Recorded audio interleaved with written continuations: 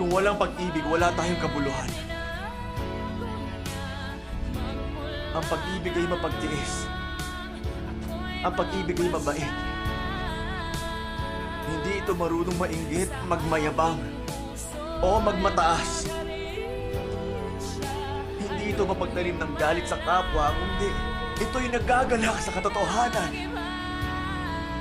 Ang pag-ibig ay hindi sumusuko, palagi itong nagtitiwala at umaasa sa lahat ng bagay at tinitiis ang lahat. Mawala man lahat ng bagay sa mundo, ang pananampalataya, ang pag-asa at ang pag-ibig ay mananatili. Ngunit ang pinakadakila sa mga ito ay ang